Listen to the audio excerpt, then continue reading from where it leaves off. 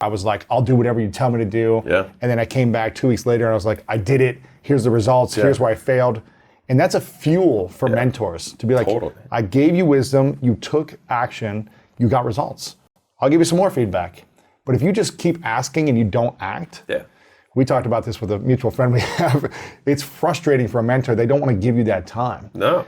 And I told him, I go, this is why I pay mentors. You know, there's a big guy in media that has a massive business that I messaged him. I'm an acquaintance with him. I said, hey, I would love to pay you for some coaching. He said, I'll just do it for you for free for 30 minutes. Now, I want to pay him because I want to be able to do it more frequently. Right. He said, I'll give it to you for 30 minutes because he likes me, we're friendly, but I know I can't call upon him for 30 minutes every week. Right. So now I'll go back in 6 months and say, I took action on everything you said in that 30 minutes. Here's our results. Can we do another call? Yeah.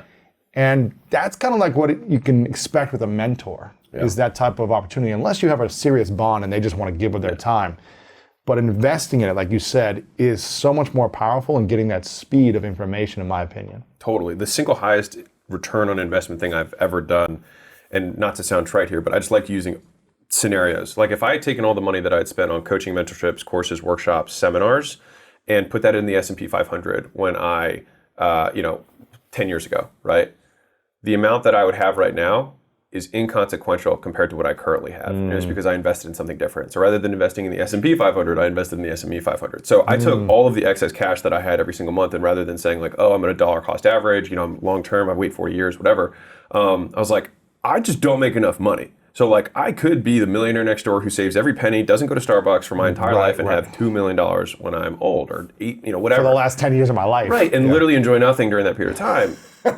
That doesn't sound like that's not a trade I wanted to make. And so I had a belief that I know I will work hard, and if I'm given the right tools, I will be able to implement them. And so I took all my extra money, and this is kind of, a lot of people might not necessarily agree with me on this, but it worked for me. So I put all of every dollar I had, even went into debt, to get access to communities and mentors and coaching programs and masterminds. Yes. And those were the biggest gifts of all. And it wasn't even just like the biggest gifts I got from those wasn't even the education, but it was the perspectives on reality.